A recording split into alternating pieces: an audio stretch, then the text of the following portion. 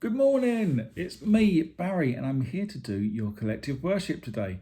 I hope you're doing well. How was your weekend? Wasn't the weather lovely? And looking out of the window today, it's a lovely day today as well. I hope you managed to safely get out and do a bit of exercise and enjoy that beautiful weather.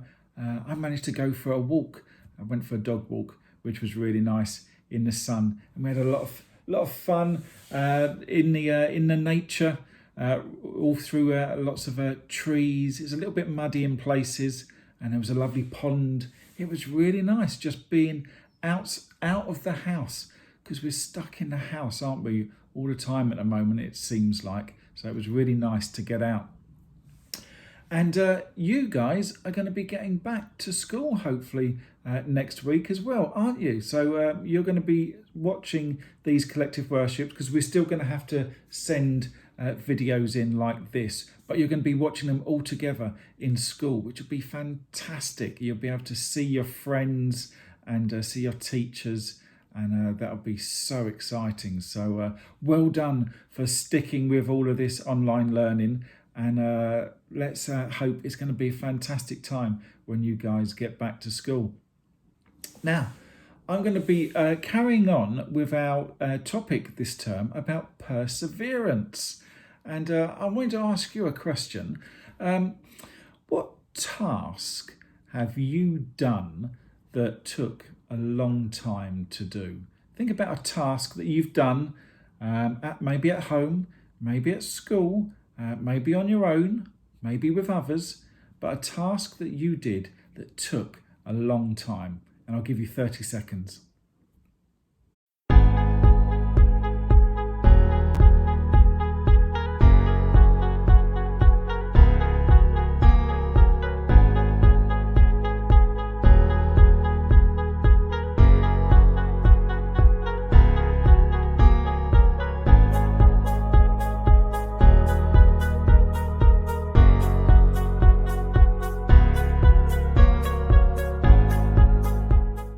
Okay, well, they sounded really good. I was trying to think of a task that I did that took a long time to complete.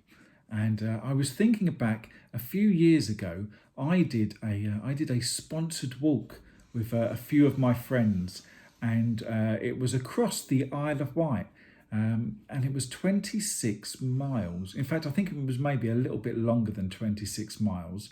And we started at 11 o'clock at night. So we had to walk all through the night. And you know what? Walking in the dark, it was pitch black, and we only had sort of head torches and things like that. And we were walking along, and it was quite difficult because it was quite boring. Because when you're walking along in the daytime, you can see all the sights and everything, and it's really nice to look around. But for this walk, it was really dark, and you couldn't see hardly anything, just what the torch was picking up. And I also had some walking boots that were just slightly too small, and they started to rub, and I started to get blisters, and it was really painful. And I thought about just giving up. That thought crossed my head of, should I just give up? I don't think I can keep on going with this. But I had some really great friends with me who were really encouraging, and they said, no, we're going to do this. We can do this. There's only so many more miles to go, or we've just done another mile. And it was really good. And they helped me and they encouraged me, and I managed to get to the other end. And we started at 11 o'clock at night, and we got to the Needles in the Isle of Wight at about 7 in the morning. So 11 at night to 7 in the morning, we'd been walking, and it was a really long time. But at the end, I was so happy. I was so pleased that I'd actually done this massive long walk. And I was helped by the encouragement of my friends who were with me. And I persevered, carried on going, and we finally did it. And it was so cool to get through that finishing line. It was fantastic. Now, thinking about tasks that you guys might do, not necessarily big walks like that, but maybe tasks like tidying your bedroom, Or who here likes doing homework? Or what about clearing the dinner table after you've had your dinner? Maybe helping out doing that. I mean, that can be a task. All the dirty dishes and the knives and the forks and all the other bits that go with it, that can be quite a task, can't it? But here's the thing. Are there any jobs that you have to do that you actually enjoy? It's often easiest to do our best at jobs that we enjoy, isn't it? But the Bible says that we should do our best and persevere until we've got the job done, whatever the job might be, because we never know how important it might be. Now, about 400 years before Jesus was born, there was a man called Nehemiah, and he always did his best. No matter what he was doing, Nehemiah always persevered to get the job done. And I've got a story about Nehemiah. It's in my Lion Storyteller Bible. And the story's called A Time to Build. My people have learned their lesson, God decided. It's time for them to come home. So God whispered in the ear of Cyrus, king of the country where God's people were slaves. Send them home, God said. So Cyrus did, and thousands of people returned to Jerusalem. There was a lot of work to do when they got there, rebuilding their houses so they had somewhere to live, rebuilding the temple so they had somewhere to worship God, rebuilding the walls around Jerusalem so they had somewhere to hide from their enemies. And it was hard work, and they had no end of problems, and for a long time it looked as if it could never be done. And then Cyrus died, and another king named Artaxerxes took his place, and God took the chance to help his people by whispering in the ear of a man who could get that king's attention. The man's name was Nehemiah. His job was to bring the king his wine each day and to taste it first, to see that no one had put any poison in it. The king trusted him very much and was puzzled when Nehemiah arrived one day, cup in hand, with a sad frown on his face. "What's the matter, Nehemiah?" the king asked. "Why do you look so sad?" Nehemiah whispered a prayer before he answered. "Forgive me, your majesty," Nehemiah begged. "I know it is my duty to smile in your presence, but I cannot. I have heard that my people are suffering in their homeland. The walls of Jerusalem are broken down, and I know that I could help if only I could go and join them. I know also that you have wood and stone which would make their job so much easier. Please send me there with supplies to finish the job and bring an end to my people's suffering." Well, King Artaxerxes thought long and hard. "Yes, Nehemiah," he answered, "you may go, but let me send some of my soldiers along to protect you on the way." But Nehemiah thanked the king. He thanked God too, and he set off on his long journey. When Nehemiah arrived, he found Jerusalem in a terrible state, but the people were pleased to see him. "Let's build up these walls," he encouraged them, "for God is with us. He gave me courage to speak to the king. He persuaded the king to give us these supplies, and now God will help us finish the job." The people cheered and set to work. It still wasn't easy. There were enemies to deal with, so sometimes they had to work with a hammer in one hand and a sword in the other. But finally they finished. The walls were built, their houses too, and they had even finished the temple where the people gathered to talk with God. "Forgive us for not listening to you," they prayed. "We promise to do better in the future, to live the way you told us when you gave us this land so long ago.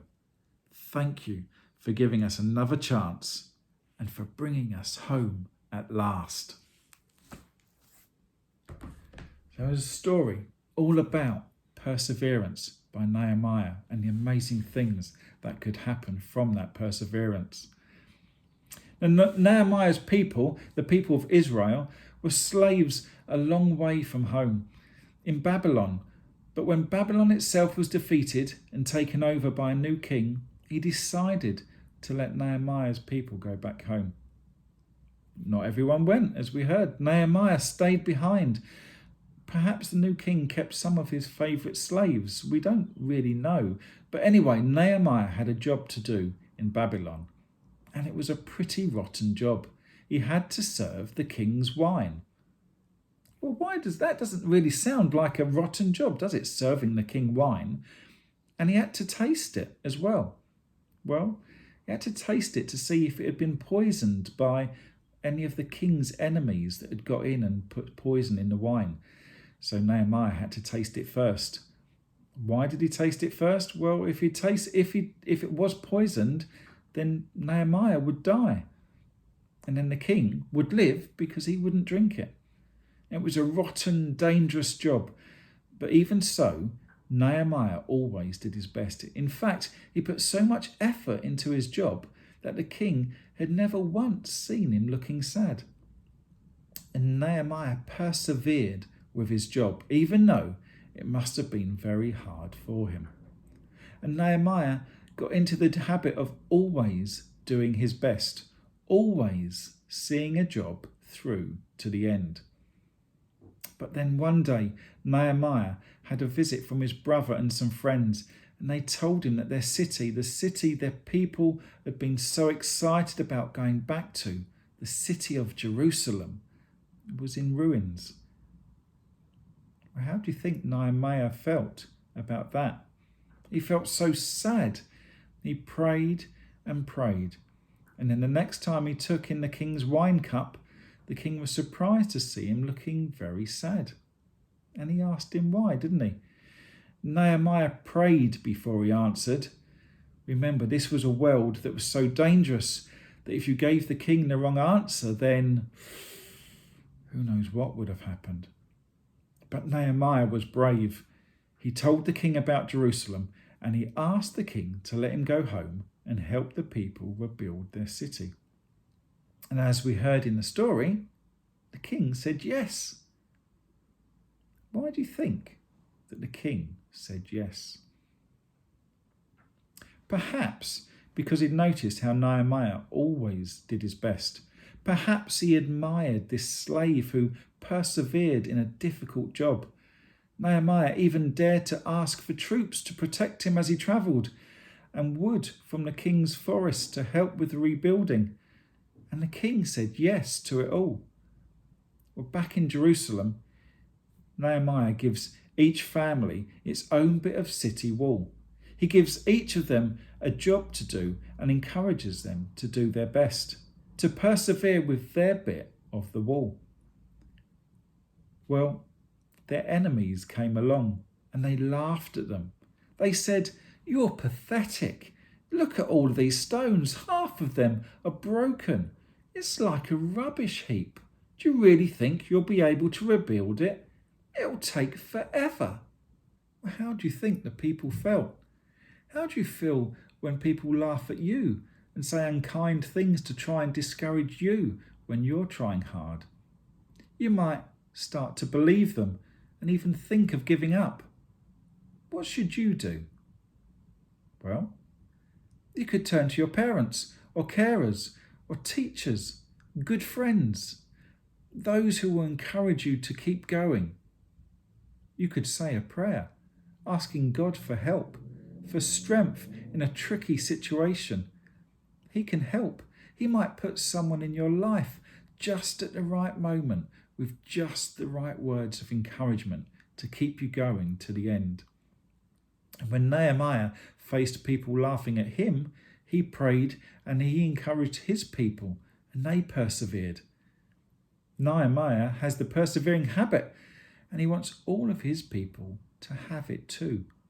And when the enemies see that the wall is half built, They decide to attack Jerusalem to stop the building.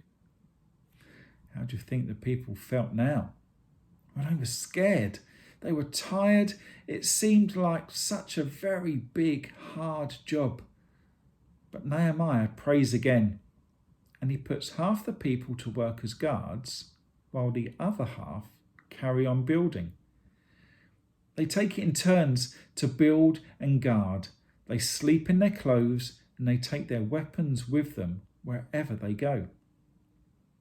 They're learning that they need to persevere if they want to get the job done, just like Nehemiah. Well, next, the enemies try to trick Nehemiah into neglecting his work. They send a message asking him to come and meet them and talk to them. What do you think Nehemiah says? He says no. He's doing important work and he won't stop to talk to them. Nehemiah persevered. Nehemiah was doing a job that he really cared about, rebuilding Jerusalem, the city where the temple of God was built. But remember, he was already in the persevering habit because he kept going before, even when he was a slave doing a nasty, dangerous job. Nehemiah kept going to the end, and so did his people. Eventually, the wall was rebuilt, and the people could live safely in their city again. But even Nehemiah couldn't have known how important their work had been. At the end of this month, on the 28th of March, it will be Palm Sunday. Now, the first Palm Sunday was 400 years after Nehemiah's time, when Jesus rode on his donkey into a city of cheering crowds, a city packed with people who had gone there to visit the temple in the city of Jerusalem. Now, if Nehemiah hadn't persevered with the jobs he was given, if he hadn't encouraged each family to persevere with its bits of the wall, then there would have been no Jerusalem and no crowds. Nehemiah didn't know it, but he was rebuilding the city where Jesus did the most important job that's ever been done in the whole universe, dying on the cross and rising again from the dead, so that nothing stands in between us and God. So whatever we're given to do, no matter how boring or unimportant it might feel at the time, if we do our best and persevere to finish the job, then it makes a difference. Even if this job isn't really important, it gets us into the persevering habit, like Nehemiah. And then, when we're giving something that really does matter, like our schoolwork or our friendships or any task you put your hand to, even though it might be difficult and take a long time, we'll see it through to the end, just like Nehemiah. Now, we've got a song to play you now, a song that you can join in with at school. You can't sing at a moment, I know, but you can join in with the actions. And this song is a little bit like Persevering. It's called I'll Do My Best. And we should always try and do our best for God. So this is a clip that we had at our Messy Church that was on Saturday, which if you missed our Messy Church on Saturday, you can go on our YouTube and our Facebook channels and find it again and see what we got up to. It was great fun. We were talking about Jesus feeding the 5,000, and we even made bread. So if you want to make bread from start to finish in about 40 minutes, you can find the recipe and watch us make the bread on the Messy Church. But we sang this song, I'll Do My Best, which has very simple actions. So there are actions like I'll love, okay? I'll love. And then you've got I'll serve. And you've got I'll praise. And then for I'll do my best, it's I'll do my best. I'll do my best. And then over to the side, clap. Back over to the side, clap. I'll do my best for you. Okay? So have fun with this, and I'll see you in a bit. Love, I'll love you, Lord, forever. Love, I'll love you, Lord, forever. I'll do my best, I'll do my best. Oh, I'll do my best for you. Oh, I'll do my best, I'll do my best. Oh, I'll do my best for you. I'll serve you, Lord, forever. I'll serve you, Lord, forever. I'll do my best, I'll do my best. Oh, I'll do my best for you. Oh, I'll do my best, I'll do my best. Oh, I'll do my best for you.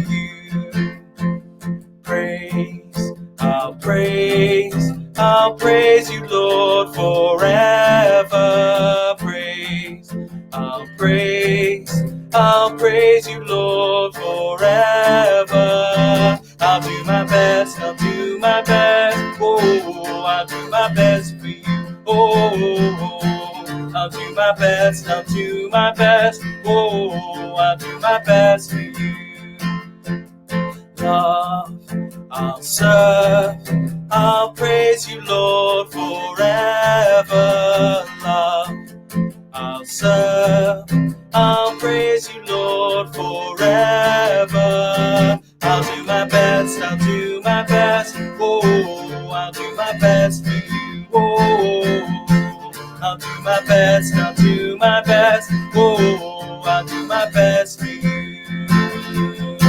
I'll do my best, I'll do my best. Oh, I'll do my best for you. Oh, I'll do my best, I'll do my best. Oh, I'll do my best for you. Well, guys, it's been great to spend time with you this morning.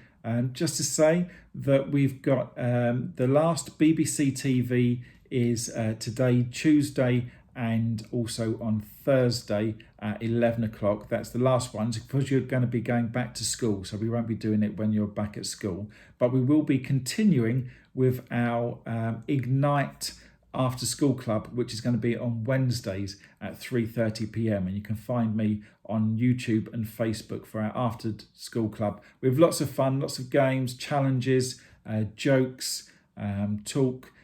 It's really good. It'll have lots of fun. It's interactive. You can comment in along, and it'll be really great to see you at that. So have a really great time when you go back to school, and stay safe. And I'm just going to finish with a prayer. Just time where we can bow our heads, close our eyes, and just think about what we've been talking about today.